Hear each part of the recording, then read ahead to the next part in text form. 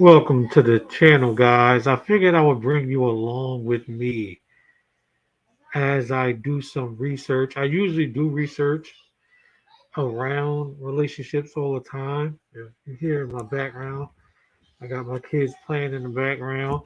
I figured I would go live to let you guys see how I actually do the research that I do and how I find my information around relationships. So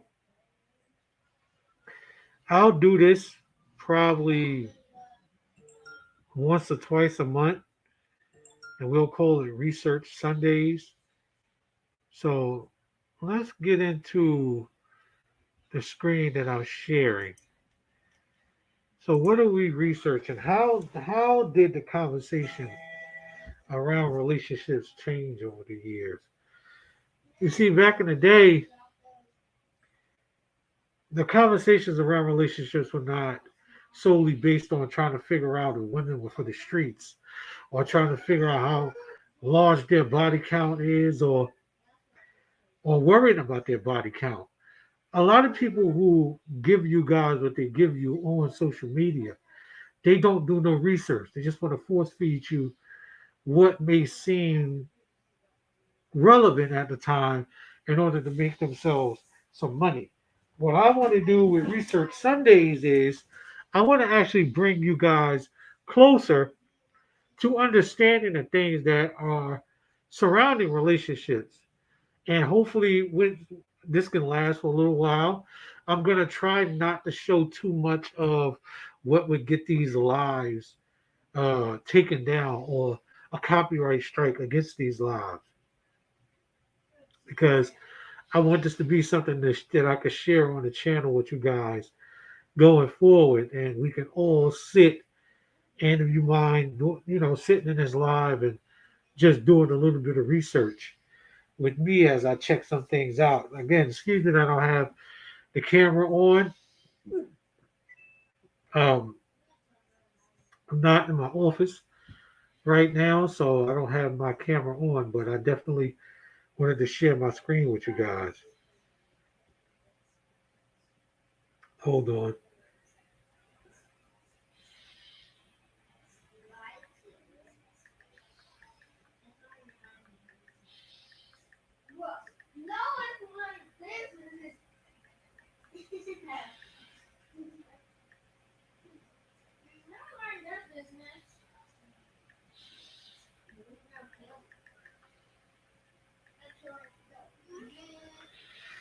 So when you're doing research, you usually want to look back at things, and you want to find out how did the conversation around relationships start to take a change. Um, there's a website called Internet Archives. Internet Archives has a lot of books that you can actually borrow and read. And you see Internet Archives. We're gonna look at let's look up relationships, right? And let's see what books that we get.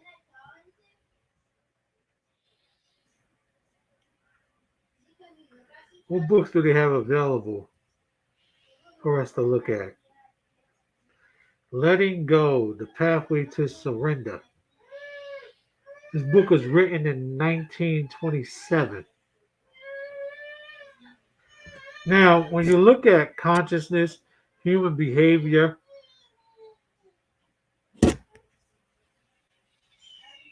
psychology, autonomy, I'll give it that root. I'm not going to screw that word up. Autonomy, self actualization, and mental health, you would think this has nothing to do with relationships. And this is actually how I do a lot of my research, as I try to figure out what studies of the mind. Look at this here. The Secret Language of Relationships, a complete uh, personality guide to any relationship with anyone, written in 1997. Let's take a look at that since it's closer to what you see. It says marriage. I think it says psychology in it.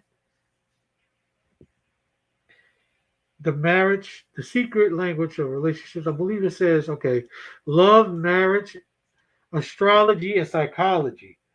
Now, a lot of people would tell you, hey, your sign is a vicious one, or oh, you're a Sagittarius, I can't date you, or oh, you're a Capricorn, I can't date you. And a lot of people really don't know nothing about astrology. They'll just give you all of these different things that they learned about astrology. So it says log in to borrow. So we'll log in. I'll log in to borrow it.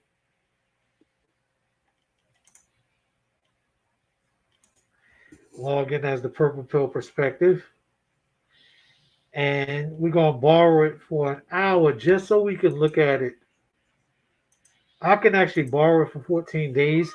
I might actually go ahead and borrow it for 14 days just so I can read it on my own time. But see, right now we have it borrowed. So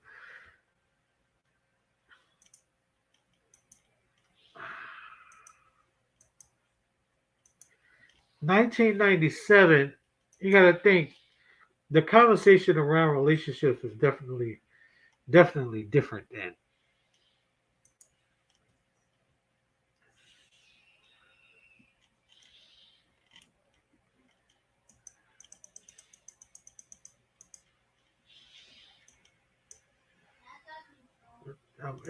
It should be clearing up.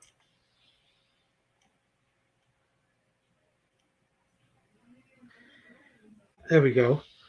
So we're not going to look at this book in its entirety. I just want to show you guys what I do when I'm doing my research.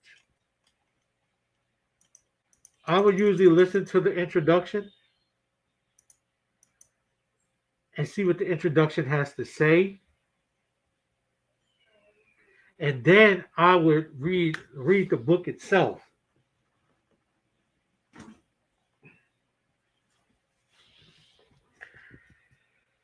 The 5 relationship categories. Let's take a look at that. Under this category are included intimate relationships ranging from platonic to sexual in nature. Guys, some people don't know that there are different types of relationships. When you say relationship, some people would think that you mean relationship between man and wife, you mean relationship between boyfriend, girlfriend. There are different types of relationships. So what this right here is about to talk about is the 5 different relationship categories you may place your relationship in. Now we're looking at something from 1997. A lot of people don't do any reading. Again, so if you're interested, if this is interesting to you, subscribe. If you catching this live, if you're on the channel already and you want to catch these lives every Sunday to gain a little bit more information and a little bit more into understanding, again, join me here every Sunday because not every Sunday, but again, I may do this 2 times a month. So under this category are included intimate relationships ranging from platonic to sexual in nature. It should be noted that love means different things to different people. In addition, every type of relationship probably involves some sort of love to a greater or lesser extent. Yet to call a mother son relationship a sibling matchup or a friendship, a love relationship does not seem appropriate. Therefore, love is used as the name of this category without implying in any way that it lays claims to that emotion exclusively. So we're going to go to the next page, and this is going to probably take us over here. And there are all those categories. friendship, family, marriage, and work. So that's 1, 2, 3, 4. Did we miss one? Did we miss one? Oh, okay. I think that's the sexual relationship. Yeah, traditionally, a love affair is considered by psychologists as an entity limited in duration and more likely than not to eventually disintegrate, perhaps due to a lack of social commitment, involvement, and support. These relationships tend to be characterized by an emotional intensity that may be difficult to sustain and an absence of reality based on thinking on part of the partner. Many love relationships are kept hidden because of fear of disapproval or rejection, often familiar in nature. The fact that such relationships tend not to have a realistic bias does not make them less likely to occur. On the contrary, it is often the incongruous and unimaginable that participates them taking place. Sexual attraction is discussed in this category for the most part, yet romantic feelings are not in a way restricted to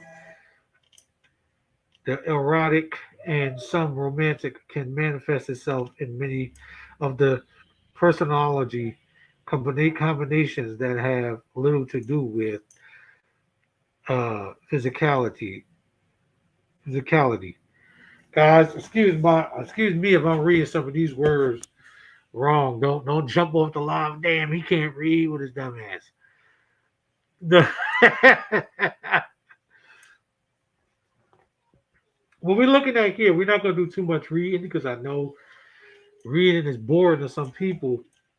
We're just looking at how you can see in certain societies, right? Where people would think just because you mention relationship, they automatically believe you're talking about this type of relationship here and love relationships. That's what they believe you're talking about. That's the type of relationship people believe every time you talk about it. They forget about a friendship being a relationship. Deep friendship has elements of love and marriage built into it. Two friends can be extremely self sufficient and not in the need of much ex- external input.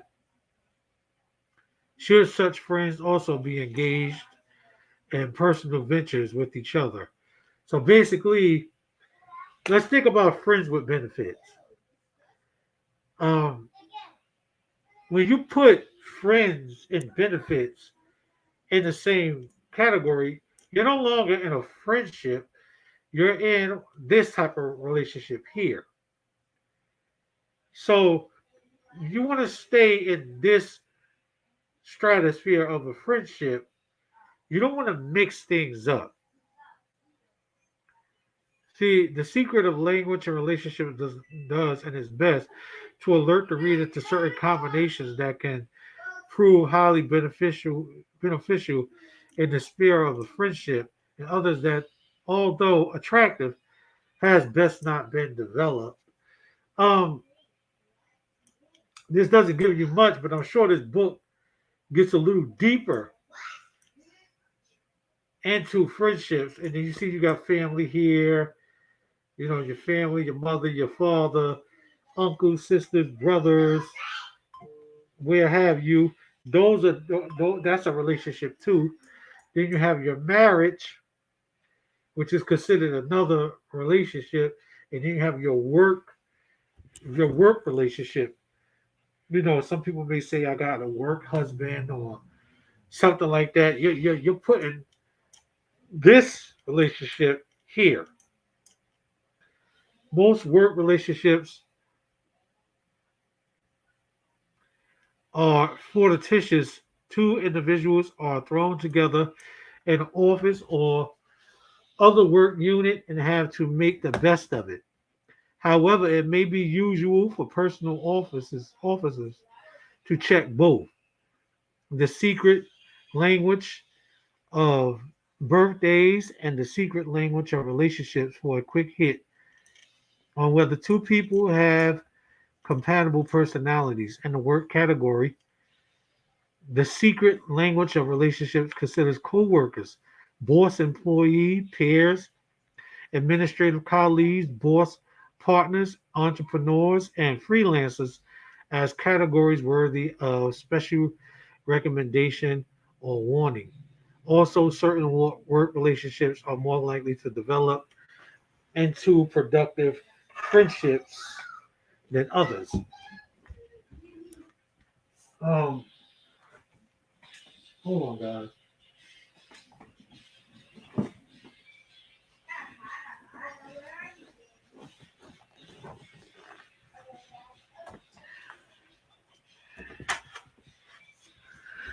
If you're thinking to yourself, what the hell does all of that mean? Um, Basically, I'm believing that what this is saying, like in a work relationships are more likely to turn into these type of relationships, other than a friendship. So you gotta think, if you're in a work relationship, you're more likely to probably end up in a romantic relationship.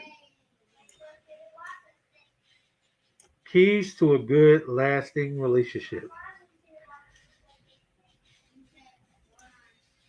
There are many different things. Look at the here. Look at here. Now let's read. It says keys to a good, lasting relationship. We're just gonna read the top five. Or maybe the top. Let me see. It's 15 of them. So what is the top five? I guess you just pick. But we're gonna read the top five. Listen to what your partner is saying. Truly share. Solely giving or taking is not the answer, but only a combination of the two in equal measure. Give unconditionally. To give while expecting a return or certain results is the same as paying for something. Kindness, understanding, trust, and consideration are worth more than all the selfish pleasure you can gain. If you are in it only for what you can get, forget about meaningful relationships. Don't let anyone treat you abusively. Demand respect. We would call that the top five, but there's probably more here. Control your aggression and violent side. At the same time, seek outlets for your feelings and do not repress them. Working out differences through calm decision is often the best way. So that might not be the top five. The top five may be something else different here. And I may be calling this the top five. This may look like the top five. Shoot, there's 819 pages here. Let's skip through. And like I said, I'm going to skip through this with y'all, but I'm going to go back and listen to this book in its entirety. I believe this is actually a really good book.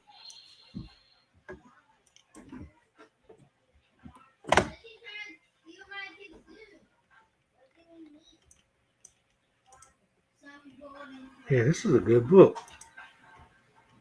Let's zone out.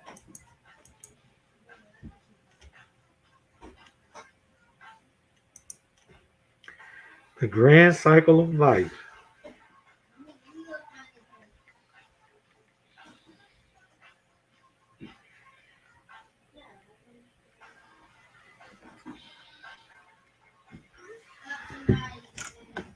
This is the Grand Cycle of Life right here. Yeah, got books like this. Let me tell you something, guys. Books like this, a lot of people wouldn't take the time to read 819 pages of a book like this because they would feel as though they have the answers to all of the questions. I have all the answers to what I want in a relationship. I have all the answers to what a relationship would do to benefit me. Reading these type of books like this and doing this research will let you know that many people come up with the stuff that they come up with to change the conversation about relationships. These books should let you know that the conversation should have never been changed in the first place. Let's do a really deep dive. Ooh, look at this. This book is telling us right here about how the conversation around relationships could have possibly changed. Being silly, the art of persuasion, the fine art of persuasion, the best person, a demand of openness. Oh man, guys, I think. Wait a minute. We may have just stumbled onto something here. Yeah, I definitely got to read this because let's zoom in to see what this page says here. What does this say? This combination acts as partners to keep their feelings and attitude frank and open rather than hidden and suppressed. A relationship that makes natural and unaffected behavior its main requirement would seem pleasant enough, but this is precisely the area where most Leo Virgos have problems and they seem sometimes see the relationship as tyrannical or insensitive to them. Oh man, guys, this is the oh shit. Okay, look at there. The week of the natural Taurus. Wow. Look at this. Strengths, intimate analyzing, actualizing, spiritual, weakness, bossy, detached, critical, best love, worst family. Guys, we just stumbled upon something here. What are we looking?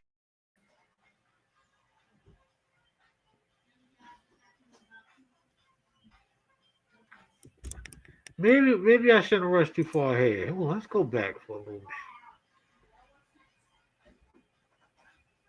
Capricorn.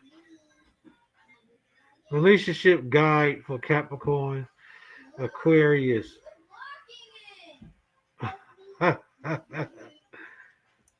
Whoa, we just stumbled upon something here. Oh man.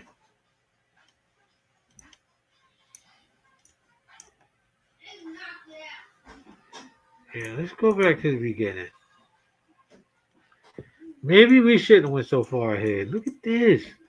Relationship guide for Taurus. It has a guide for each of the 48 periods.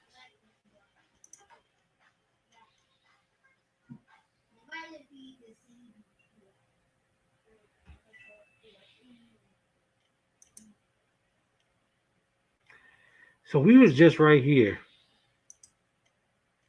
The grand cycle of life.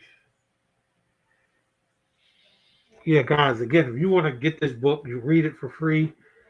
Uh come here to Internet Archive. As you seen what I did.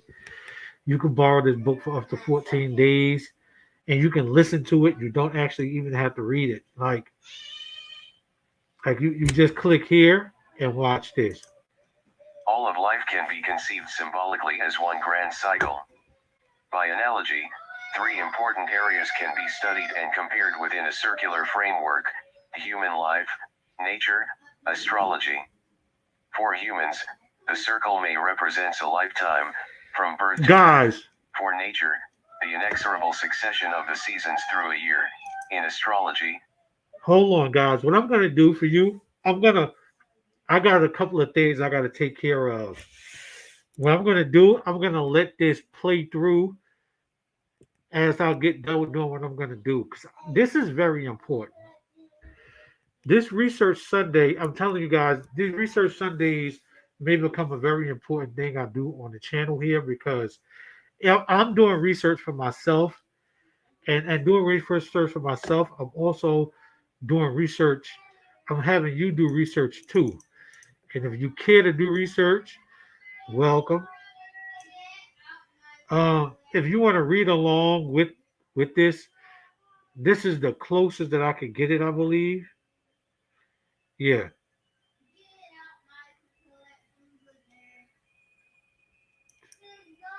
Let me see if two-page view is better. Hold on.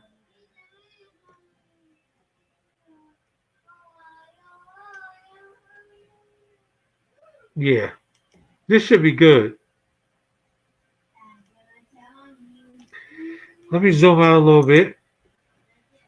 That way you can see the whole book. Now this is not gonna fall. When this goes down, I don't know if the page is gonna go up. I mean, I don't know. Some people may want to read along, but I believe listening to it, you should be good. So I'm gonna let it play on. We only had it for an hour, right? So let's borrow it for 14 days. That way it can go on and it don't stop in an hour. Yeah, let's borrow it for 14 days and then let's start from here. And I'm gonna be back with you guys in a little bit. All of life can be conceived symbolically as one grand cycle. By analogy, three important areas can be studied and compared within a circular framework: human life, nature, astrology. For humans, the circle may represent a lifetime, from birth to death. For nature, the inexorable succession of the seasons through a year. In astrology, the zodiac, depicting the signs and their positions. The circle on which these three worlds are based is divided by two axes, one horizontal, one vertical. To travel through a cycle, one need only begin at the left endpoint of the horizontal axis and proceed in a counterclockwise direction until one arrives back at the beginning. The four most important points on the circumference of the circle are where the two axes touch it. See Fig. 1 below. Fig. I. The grand cycle of life is shown here progressing in a counterclockwise direction, where the starting point is designated as the spring equinox, representing rebirth. Point human life natural event astrology birth age 21 age 42 age 63 spring equinox summer solstice fall equinox winter solstice 0 degrees Aries 0 degrees Cancer 0 degrees Libra 0 degrees Capricorn upper and lower halves of the circle as shown in Fig. 2. The horizontal axis splits the circle into two halves. The lower half of the circle, or first half of the life cycle, represents objective, outward growth in human and natural terms, birth to age 42, spring to fall. During this period, dramatic physical growth takes place that transforms both individuals and the landscape. These objective changes in humans are paralleled by a deeply personal way of viewing the world. Thus, in astrological or psychological terms, the lower subjective growth, objective orientation, subjective orientation Fig. 2. Both the upper and lower halves of the grand cycle possess an objective and subjective aspect. Life is thus divided into two counterparts that complement or mirror each other. Half may be seen as subjective, more unconscious, and the first six signs, ruled by the inner planets, Mercury, Venus, Mars, and two luminaries, Sun, Moon, in our solar system, can be classified as personal signs. These five heavenly bodies are almost always viewed in terms of everyday feelings and emotions, familial and romantic relationships with others, and matters of the here and now, rather than more complex philosophical matters or universal concerns. The dominant faculties here are themselves more subjective intuition and feeling. We may say, then, that the first half of life manifests subjectively but is unconscious in its psychological orientation. The upper half of the circle, or second half of the life cycle, represents subjective, inward growth in human and natural terms, age 42 to 84, fall to spring. During this period, both in nature and the human psyche, a deepening and maturation takes place beneath the surface of life. This underground activity is accompanied by an ever-increasing objectivity in the way human beings are able to view events around them, resulting in a wiser outlook and perhaps a more pragmatic view of things. Thus, in Fig. 3, as the diagram clearly shows, aside from the summer and winter solstices, there is no time in the year that is not either waxing or waning. Thus, at any point on the circle, there is movement toward increasing light or darkness. Winter solstice v summer solstice. Fig. 4. The seasons of the yin, the ideal duration of a human life, one Uranus cycle of 84 years, and the 12 signs of the zodiac are here equally divided in 4 quad season age signs: change, manifestation, orientation. I spring 2, summer 3, fall RV, winter 0 to 21, 2 square meters, 42 to 63, 63 to 84. ATGC LVLSS cap, waxing, waning, waning, waxing, objective, objective, subjective, subjective, unconscious, unconscious, conscious, conscious. Astrological and psychological terms: the upper half can be viewed as being objective. More conscious signs 7 to 9 can be classified as social, and signs 10 to 12 universal. Except for Libra, these 6 signs are all ruled by the outer, impersonal planets in our solar system: Jupiter, Saturn, Uranus, Neptune, Pluto. These massive and distant bodies carry more universal and philosophical associations. They symbolize larger social questions, fate, destiny, and the inexorable and eternal aspects of life. The dominant faculties here are more objective ones: sensation and thought. Thus, the second half of life is the reverse of the first, i.e., it manifests subjectively, inside, beneath the surface, but is more conscious in its psychological orientation. Left and right halves of the circle. By contrast, the vertical axis divides the circle into a right half and a left half. See Fig. 3, opposite page.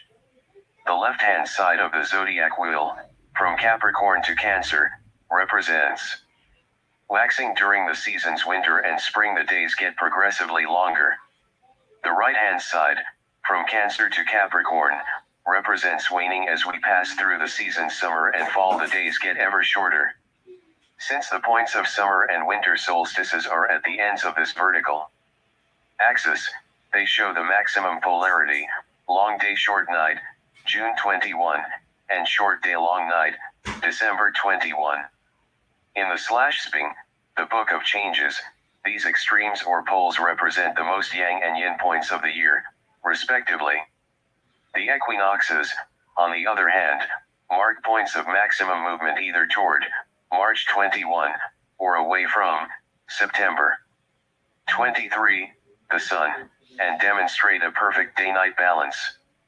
The quadrants, the 2 sets of hemispheres just presented, upper-lower, left-right, may be combined simply by superimposing them on each other. In this way, the 360-degree circle of life is divided into 4 quadrants. In the human lifetime of 84 years, each of these quadrants represents a period of 21 years. In the yearly cycle of nature, a season, in astrology, a group of 3 signs, the order of which is invariably cardinal, fixed and mutable. This information is summarized in Fig. 4 above. In addition, each of these quadrants may be associated with a mode of apprehending the world: I, intuition; 2, feeling; 3, sensation; 4, thought. Each of the 4 quadrants then, whether representing a season, a 21-year period of life, or a 90-degree slice of the zodiac, can be assessed in terms of change, manifestation, orientation, and a mode of apprehension. Because personology is based on a distinctly Earth-oriented system, the 2 equinoxes and solstices occupy a position of central importance in demarcating the grand cycle of life.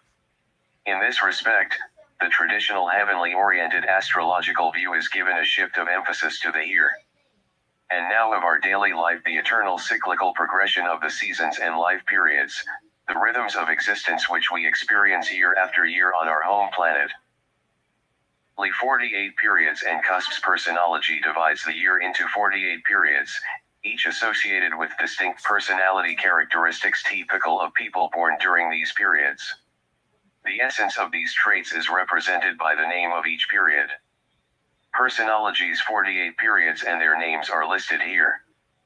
Pisces Aries cusp M/RCH 19 to 24 the cusp of rebirth Cancer Leo cusp July 19 to 25 the cusp of oscillation Scorpio Sagittarius cusp November 19 to 24 the cusp of revolution Aries I March 25 April JL2 the week of the child Leo I July 26 Occulus 2 the week of authority Sagittarius I November December 25 2 the week of independence Aries 2 April 3 to 10 the week of the star Leo 2 August 3 to 10 the week of balanced strength Sagittarius 2 December 3 to 10 the week of the originator Aries 3/PRIL 11 to 18 the week of the pioneer Leo 3 August 11 to 18 the week of leadership Sagittarius 3 December 11 to 18 the week of the Titan Aries Taurus cusp April 19 to 24 the cusp of power Leo Virgo cusp August 19 to 25 the cusp of exposure Sagittarius Capricorn cusp December 19 to 25 the cusp of prophecy Taurus I April May 25 to the week of manifestation Virgo I August September 26 to the week of system builders Capricorn I December January 26 to the week of the ruler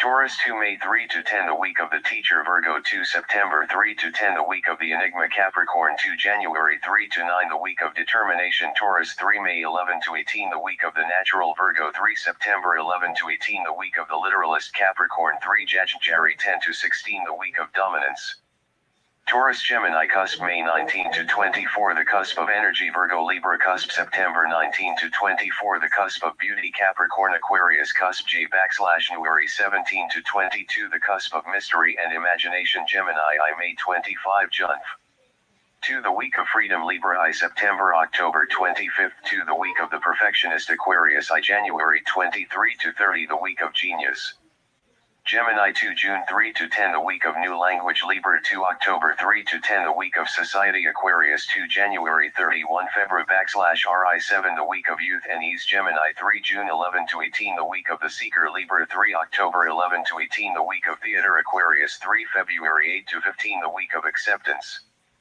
Gemini Cancer cusp June 19 to 24 the cusp of magic Libra Scorpio cusp October 19 to 25 the cusp of drama and criticism Aquarius Pisces cusp February 16 to 22 the cusp of sensitivity Cancer I June July 25 to the week of the empathy Scorpio I October November 26 to the week of intensity Pisces I February March 23 to the week of spirit Cancer 2 July 3 Jut.Y10 the week of the unconventional Scorpio 2 November 3 to 1 the week of depth Pisces 2 March 3 to 10 the week of the loner Cancer 3 July 11 to 18 the week of the persuader Scorpio 3 November 12 to 18 the week of charm Pisces 3 March 11 to 18 the week of dancers and dreamers Why Spring March June 21 21 the beginning of the astrological year has been fixed as 0 degrees Aries, March 21, by modern astrology. On this spring or vernal equinox, which symbolizes rebirth, days and nights are of equal length. Astrology has taken the northern hemisphere for its model. March 21 marks the beginning of spring in the northern hemisphere, but in the southern hemisphere spring begins around September 23. As spring wears on, the days grow longer and the nights shorter. Spring is the first quarter, or 90 degrees segment, of the yearly cycle. It extends from the spring equinox to the summer solstice. Springtime is traditionally the period of new growth. As the earth and air heat up, the fire of the sun melts the winter ice and snow. Spring rains coupled with swollen rivers bring water to the earth and new life bursts forth. Planting of crops and vegetables begins once the nights become shorter and all danger of freezing is past. Seeds germinate in the earth, plants sprout and quickly begin to grow. The first flowers blossom, and in combination with the birds and animals, perhaps newly born, returned from migrations or awakened from hibernation, add beauty, and liveliness to this quadrant of the year. Analogously, people spend more time outside and wear fewer but more orval clothes as the days lengthen and the average temperature rises. More daylight means more time available for recreation and the enjoyment of natural surroundings. The signs and life period spring comprises 3 astrological signs: the cardinal fire sign Aries, the fixed earth sign Taurus, and the mutable air sign Gemini. In human terms, these 3 signs can be likened to the life of the individual from birth until age 21. This active period of human development, which spans birth, infancy, childhood, and adolescence, displays many of the same processes of growth, differentiation, and development which occur in nature's springtime. This first quadrant of the grand cycle of life is governed by the faculty of intuition and can be seen as a waxing period which manifests subjectively and has an unconscious oriented zodiac position 0 degrees Aries, 0 degree Cancer quadrant, first human age 0 to 21 cusp concepts rebirth, power, energy signs Aries, Taurus, Gemini. Rulers Mars, Venus, Mercury, symbols the ram, the bull, the twins, elements fire, earth, air, mottos I am, I have, I communicate, dominant faculty intuition. That is to say, although objective growth is taking place externally in nature and in the human being during this period, the internal state is highly subjective. Astrologically, this has to do with the fact that the signs Aries, Taurus, and Gemini are ruled by the planets Mars, Venus, and Mercury, respectively, all of which can be classified as inner or personal planets. This means that they are relatively small and close to the Earth and the Sun. The period of human development age 0 to 21 also shows a highly subjective or personal orientation. The developing child sees the world largely as an extension of him/herself. Its apprehension of life is colored by intuitions and by powerful unconscious drives. The power of the child to absorb and assimilate impressions from the outside world is astonishing. Sometimes the young person is at the mercy of such powerful forces, and does not act in the most rational or conscious manner. The springtime personality, generally speaking, those born in the springtime manifest an enthusiasm for life. Their energy is prodigious where initiating projects is concerned, and their ability to survive and/or adapt is noteworthy. Often more extroverted than introverted, springtime people tend to impact heavily on their environment. However, their capacity to dutifully or doggedly stick to one activity is not necessarily great. Springtime people like to share what they think, create, and produce, and they are, more than those born in other seasons, in need of fairly constant appreciation and approval for what they do. A desire to be free characterizes many born in the sun, and they may not react well to having restrictions imposed on them. Springtime people need to grow, expand, and make their mark on the world. Those born in the spring often carry a childlike air about them their whole life long. Innocence, spontaneity, impulse, these are all characteristic of springtime people. Generally posy. In their outlook, they may be put off by highly serious attitudes and have little patience for those with negative orientations. Summer June September 21st 23 TE Summer solstice usually occurs on June 21 in the Northern Hemisphere. This date marks the beginning of summer in the Northern Hemisphere, but in the Southern Hemisphere summer begins on December 21. At this magical time, days are longer and nights shorter than at any other time of the year. As summer wears on, however, the days shorten and the nights lengthen. Summer is the second quarter, or 90 degree segment, of the yearly cycle. It extends from the summer solstice to the fall equinox. Summer is traditionally the period in which the new life of springtime grows to maturity. Temperatures are at their warmest during this period, and most of animal life experiences less/afternoons when it is too hot for much movement. This is traditionally the time for vacations, for taking off from work to enjoy all kinds of outdoor activities. School is out, and more young people are thus active and about in the mornings. Colorful flowers and blossoms abound. All the fullness and abundance of nature is revealed. The RH/THM of life in this quadrant is slower and more sensual, but diets tend to be lighter, and clothing freer. Life is in many respects easier in summer than at any other time of the year. The signs and life period Sunmeer comprises 3 astrological signs: the cardinal / Ader sign Cancer, the fixed fire sign Leo, and the mutable earth sign / Virgo. In human terms, these 3 signs can be likened to the life of the individual aged 21 to 42. This dynamic period of human development, which spans early adulthood to the midlife period, displays many of the same processes of th flowering and producing which occur in nature's summertime. This second quadrant of the grand cycle of life is governed by the faculty of feeling and can be seen as a waning period which manifests subjectively and has an unconscious orientation. That is to say, although obja / th is taking place externally in nature and in the human being during this period, such growth has already slowed down. Like childhood, the orientation remains primarily subjus.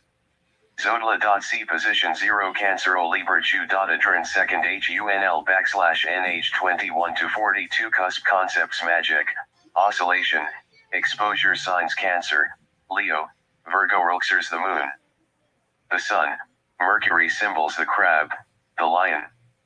The Virgin EIE. Mens water, fire, earth mottos I feel, I create, I serve do. Mina. Antificalstifying astrologically speaking, this has to do with the FAA that the signs Cancer, Leo and Virgo are ruled by the heavenly bodies the moon, the sun and Mecca / all of which are said to be Imer or personal in the solar system.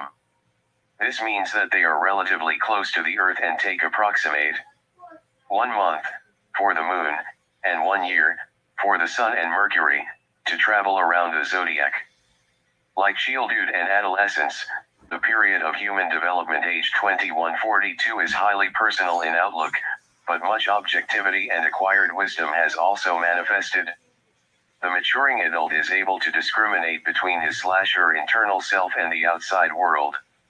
Not every HMGL thing is so highly colored by intuitions and powerful unconscious DRI / ES as before. Although the capacity to absorb and assimilate impressions is still great, many entryways to the personality and ego have already closed. The maturing adult is also far less at the mercy of the subjective self, and now acts in a more rational and conscious manner than before. The summertime personality, generally speaking, those born in the summertime have more measured responses than those born in the spring and, although enthusiastic, are more critical. Their energies are perhaps a bit less focused on initiating projects and more on bringing them to fruition. Summertime people tend to be a mixture of introvert and extrovert. But feelings now play a more important role in coloring their lives. Empathic urges to help and become involved with others are strong during this period. Summertime people often experience an emotional interaction not only with people but with their work and environment. Summertime people may not display an overhelming need to bring their contributions out in the world. Many hidden characteristics develop at this time, and being appreciated is not always the most important thing. Rather than placing their freedom and independence above all else, summertime people are prepared to say nay others and also to invest time in them. Summertime people need to be needed. Fall September-December 23-21. The fall equinox usually occurs around September 23 in the northern hemisphere, though, of course, in the southern hemisphere fall begins on March 21. At this time of harvest, days and nights are again of equal length. As fall wears on, however, the days grow shorter and the nights longer. Fall is the third quarter, or 90-degree segment, of the yearly cycle. It extends from the fall equinox to the winter solstice. Fall is traditionally the period at which time the final harvest of summer growth takes place. Afterwards, much of the ground is covered by leaves or mulch for the winter. A decomposition of plant life now begins by which the earth is enriched. Most of the farmland lies fallow during this period, but some winter crops can be planted. Temperatures begin to drop as the sun shears less of itself, and freezing nights are evinced by morning frost. Some animal life goes into hibernation or migrates to a warmer climate. Deciduous trees change color in riotous displays, and an autumn nip is in the air. The rhythm of life of this quadrant is quicker and more survival-oriented. High energy or bulk diets are preferred here, both by animals and humans. The bounty of foodstuffs is waning, and life again becomes more difficult. The signs and life periods fall comprises 3 astrological signs: the cardinal air sign Libra, the fixed water sign Scorpio, and the mutable fire sign Sagittarius. These 3 signs can be likened in human terms to the years 42 to 63 in the life of an individual. This powerful period of human development, which spans the onset of the midlife period to late middle age, evidences some of the same aspects of maturation, conservation of movement and energy, and added emphasis on survival, as does nature's autumn. This third quadrant of the grand cycle of life is governed by the faculty of sensation and can be seen as a waning period which manifests subjectively and has a conscious orientation. That is to say, subjective, underground, interior activity has replaced outward growth in both nature and the human being. But psychologically, a conscious and objective awareness of the process of aging are all too clear. Difficulty in accepting such changes, and often a need to control them, are also apparent. Zodiac position 0 degrees Libra, 0 degree Capricorn, quadrant 3, human age 42 to 63, cusp concepts beauty, drama, and criticism, revolution signs Libra, Scorpio, Sagittarius, rulers Venus, Pluto, Jupiter, symbols the scales, the scorpion, the archer, elements air, water, fire, mottos highway, I control, I philosophize, dominant faculty sensation WF astrologically.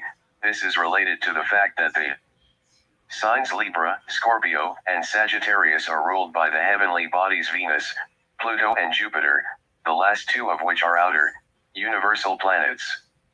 These outer planets are far from the Earth and take approximate 12 years for Jupiter, and 248 years for Pluto, to travel around the zodiac. Venus, on the other hand, is a personal planet which lends strong social and sensuous influences. Unlike the period from birth to the midlife, the outlook of the adult at this time is more social than personal. Objectivity, criticism, conscious thought, and awareness characterize this intensely realistic period. A new seriousness and philosophical attitude appears. Intuition, feeling, and thought are all exercised, but sensation becomes a unifying theme, i.e., objective assessment of phenomena as well as a more conscious enjoyment of sensuous pleasures. The autumnal personality, generally speaking, those born in the fall demonstrate both a greater ability and need to control their external environment. Autumnal people are rarely as enthusiastic as those born in the spring and summer, being rather more selective and critical. Maintenance is the overriding consideration here rather than initiation or development of new projects. In some respects, autumnal people tend to be more introverted and thoughtful than springtime and summertime people. Feelings are kept under stricter control. Yet, social urges are more maturely and fully expressed here. Also, friendships, group, and community activities, direct working contributions to society are important at this time. Autumnal people manifest a strong urge to share and take part in serious and fulfilling relationships. Those born in the fall have a heightened awareness of what is going on around them, perhaps greater than that of any other seasonal group. Impulse and emotion may be lower key in autumnal people, but often more subtle and complex. Both self-understanding and self-control are given high priority. December-March 21st, 21. The winter solstice usually occurs on December 21 in the northern hemisphere. This date marks the beginning of winter in the northern hemisphere, but in the southern hemisphere winter begins around June 21. At this time of stillness, nights are longer and days shorter than at any other time in the year. As winter advances through the bitter days and onto the hint of spring, the nights grow shorter and the days longer. Winter is the 4th and last quarter, or 90 degree segment, of the yearly cycle. This season extends from the winter solstice to the spring equinox. Winter is traditionally the period at which the water in ponds and rivers freezes, snow falls, the sounds of nature are muted, and the land lies sleeping under a white blanket. Trees stretch their bare arms into a gray sky only lit a few hours a day by a low rising sun. Although much of nature seems dead, this is only a surface view. Deep within the earth, powerful forces are engaged in a metamorphosis, the results of which will be evident to the eye in spring. Nothing really dies but is transformed into another state. There is a feeling of waiting, and of expectation. Life has moved inside and underground. Warmth is sought in caves and in houses from bitter, howling winds. Fire keeps humans warm, and foods that have been stored for the winter are eaten by both people and animals.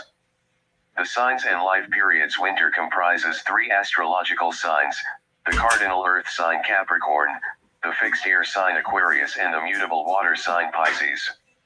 These 3 signs can be likened in human terms to the life of the individual aged 63 to 84. This spiritual period of human development from late middle age to death evidences many of the same aspects of stillness, interiorization of experience, and a quieting of instinctual demands that characterize nature's winter. This 4th quadrant of the grand cycle of life is governed by the faculty of thought and can be seen as a waxing period which manifests subjectively and has a conscious orientation. Although subjective, underground, interior activity has completely replaced outward growth in both nature and the human being, objective changes are on the way. In the case of humans, consciousness may have become less concerned with the external zodiac position: 0 degrees Capricorn, 0 degree Aries quadrant, 4th human age 63 to 84 cusp, concepts, prophecy, mystery and imagination, sensitivity signs Capricorn, Aquarius, Pisces rulers Saturn, Uranus, Neptune symbols the goat, the water bearer, the fish elements earth. Air, water mottos: I master, I universalize, I believe, dominant faculty thought, and more with the worlds of thought, religion, philosophy, spirituality, and other universal concerns. Astrologically, this is related to the fact that the signs Capricorn, Aquarius, and Pisces are ruled by the heavenly bodies Saturn, Uranus, and Neptune, which are all heavy, outer planets. These bodies are big and far from the Earth, taking approximately 28, 84, and 165 years, respectively, to travel around the zodiac. The outlook of the adult at this time is more universal. Such concerns as competing in the marketplace, raising a family, reproducing, building a powerful exterior, and striving to change the world of society are generally diminishing or even completely absent now. The elder must prepare psychologically for the coming of the end of a life cycle. The wintertime personality. Generally speaking, wintertime people are more concerned with the larger picture. They can be dominant types who rule their space with assurance, but often also display a greater degree of flexibility, sensitivity, acceptance, and spirituality than those born at other times of the year. Although those born in the winter are often quiet types, many manifest great excitement through their thoughts, ideals, and work. They are particularly distinguished by an active imagination and fantasy life. The most successful of wintertime people can objectify these visions and perhaps make them a source of creativity rather than be victimized by them. The allegiance of wintertime people is not so much to society or to personal considerations as to the world of ideas. Wintertime people are less concerned with the state of the world as it is now and more with how it could and should be. A real reforming spirit can show itself in this personality, and an interest in matters concerning political and economic justice is very common. The 48 periods. Pisces Aries cusp. The cusp of rebirth March 19 to 24. The Pisces Aries cusp is an admixture of the last sign of the zodiac, Pisces, and the first sign of the zodiac, Aries. This cusp can be likened symbolically to the beginning of each human life on Earth, as well as literally being the beginning of the astrological New Year. Thus the Pisces Aries cusp may be said to represent rebirth. Many civilizations have viewed the onset of spring, approximate March 21 in the Northern Hemisphere, as marking the year's beginning. This is emphasized by the words for spring in various languages: Italian primavera, French printemps, Dutch voorjaar. Wisdom can be seen in this older way of looking at the yearly cycle, and instead of arbitrarily naming January 1 as the first day of the year, astrologers and other more traditionally minded thinkers prefer to consider the spring equinox, March 21, as the first day. The days that comprise the Pisces-Aries cusp reveal not only the uncomplicated, fiery forwardness expected of Aries but also watery Piscean traits of dreaminess, active fantasy, quietude, and sensitivity. Those born on the Pisces-Aries cusp are unusually direct in their approach to life, and their outspokenness can make them alternately admired or misunderstood. Born on this primal cusp, they are basic, elemental individuals. The puzzling thing about Pisces-Aries is that although they themselves think that they see things in a simple and unclouded way, those who know them well often describe them as unrealistic dreamers, unable to get a handle on the harsh realities of the world. These individuals outwardly present a dynamic directness that often belies a sensitive, emotionally complex, even troubled zodiac position. Approximately 27 degrees Pisces ∠degree Aries seasons late winter/early spring. Equinox, elements water/fire rulers Neptune/Mars symbols the fish/the ram modes feeling/intuition inner life. Thus they are doers as well as dreamers and have a no-nonsense, what you see is what you get attitude that actually tells only part of the story. Misunderstandings about them abound. Out of the purest motives possible, for example, a Pisces-Aries may make a generous offer, perhaps of time or money. Yet before you know it, he or she is being accused of acting holier than thou, or of behaving condescendingly when those on the receiving end feel resentment. Meanwhile, the Pisces-Aries feels bewildered and hurt. Such scenarios are not uncommon in the lives of those born on the Pisces-Aries cusp. As a matter of fact, the more simply and directly they behave, the more others misread their intentions.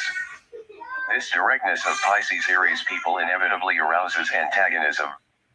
However, those who are unwise enough to oppose them directly will quickly regret it. In addition, because of their quickness in grasping concepts and, often, in implementing their intuitive hunches, Pisces-Aries people may encounter resistance from those who move more slowly. Such a response has little effect on them, only arousing their impatience.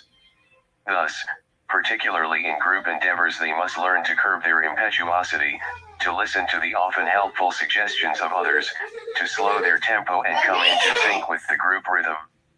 Ultimately, they must learn to weigh alternatives carefully before speaking or acting. Once they accomplish this, their logic can be remarkably persuasive and their thoroughness compelling. Although their effect on people should teach them that something about their own behavior is amiss, Pisces-Aries generally refuse to change. They cannot really see any fault in what they do since, in their view, they are acting out of pure intentions. In the end, they often do get their way, whether by forging ahead without let-up or by just sticking to their guns until the other party gives in. Dealing with failure can be particularly difficult for those born on the cusp of rebirth. Since outright failure is not really in their vocabulary, when confronted with unavoidable defeat they are often baffled and bewildered. But their defense mechanisms in this respect are superb, and they are often spared defeat simply by their refusal to recognize it. They are not usually so unrealistic as to mistake losing for winning, but they do often view losing as just a partial setback on the way to a victory only temporarily postponed. Others can learn, however, how to deal with Pisces-Aries successfully. One of the main rules is not to dig too deeply into their motives or to urge them to explain themselves. Another is not to try to analyze their personalities, or even to push them towards self-analysis. Yet those who use example rather than precept in encouraging them gently to be more objective about themselves can meet with success. This is not to say that Pisces-Aries can't learn from their own mistakes, simply that they must from time to time be encouraged to do so. Another, even simpler route to getting along with Pisces Aries is just to do what they say, at least for the time being. If you can come up with a better idea later, they will be paired to listen, but rarely if ever in their first burst of enthusiasm. It is important to recognize how important impulses, hunches, and first actions are to Pisces Aries people. Blunting or negating their intuitions with advice and alternative suggestions can easily alienate them forever. Rarely, however, will anyone succeed in breaking their spirit or damping their 4-carat art movement for long. Strength, straightforward, intuitive, passionate; weaknesses, misunderstood, impatient, unrealistic. In relationships, Pisces Aries can be faithful partners, although their faithfulness may be more emotional than literal. They can love deeply and passionately, in other words, giving a great deal of attention to their love object, but at the same time they are not always monogamous. Their intuitive, fiery side is always vulnerable to some exciting new prospect that suddenly appears. Their partner is generally the one expected to play the more stable, long-suffering role. Not that they themselves demand monogamy from their mate; actually, in many cases, a relationship that is more open on both sides suits them better, since it allays any guilt they might feel about their own indiscretions. Pisces Aries people generally function better as parents than they did as children, feeling more loyalty and responsibility to their offspring than they did to their elders when they were younger. Family can have surprisingly strong meaning for these highly independent souls, but family in the larger sense, including friends and associates as well as kin. Learning patience is your most important task. Develop social skills through working alongside others. Try to curb your impetuous side, weigh alternatives, and consider consequences before speaking or acting. Get to know yourself better. Pisces Aries cusp notables. How fitting that the spring equinox, the beginning of the astrological year, should be the birthday of Johann Sebastian Bach. Viewed by many as the ultimate source of classical music, Bach combined the many strands of earlier Renaissance and Baroque music and also created new and highly original forms. The German Bach family included many professional musicians from the L6th to the 18th centuries. The family name means brook and symbolically suggests never-ending movement, clear and flowing from a pure source. The deeply religious Piscean element and the dynamic Aries drive are mixed in Bach's music, which is highly complex structurally yet simple in its appeal. Joe-NN Sebastian Bach achieving fame in the film The Piano, Holly Hunter conveys an image and presence far beyond her diminutive size.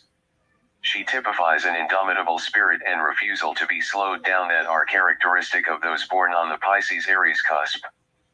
Chameleon-like, she is able to play a wide variety of roles with apparent ease, emphasizing her Piscean side, and to uncompromisingly project her direct and piercing energies, an Aries trait.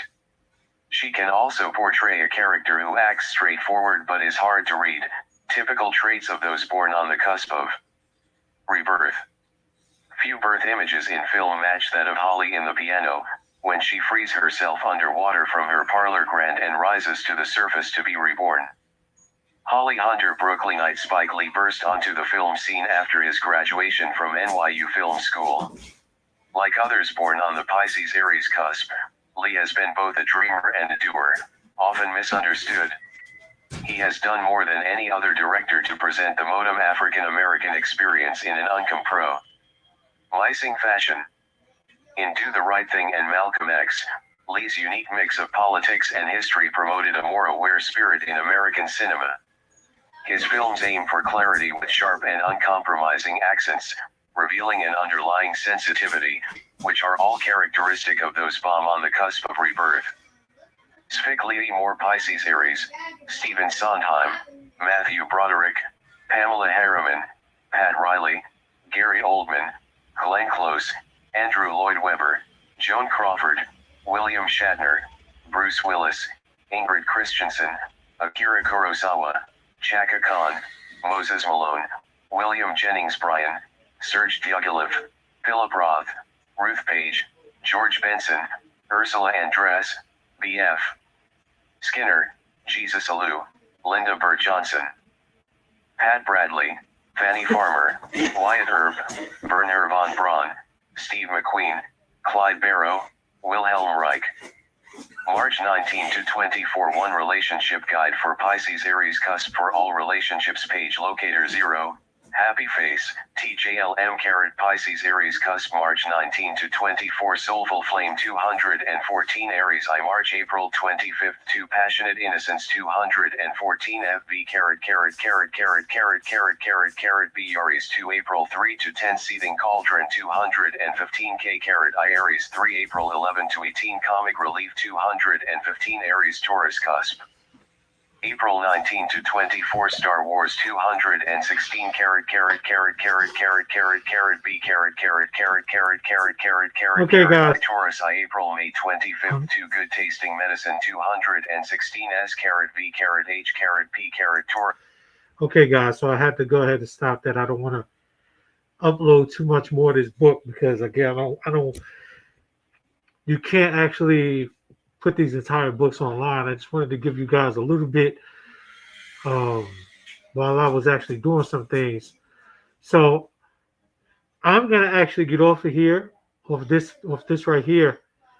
I'm gonna keep this book in my library because I'm gonna actually read it while I'm not on here. So yeah, hopefully what you listened to was enough to give you some type of understanding about this book.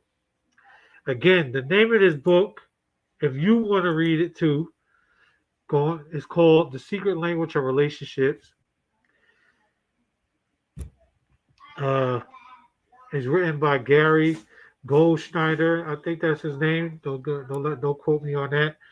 You just come to Internet Archive, go to books, and put in relationships and look for this book, and then you can borrow it and read it on your own time.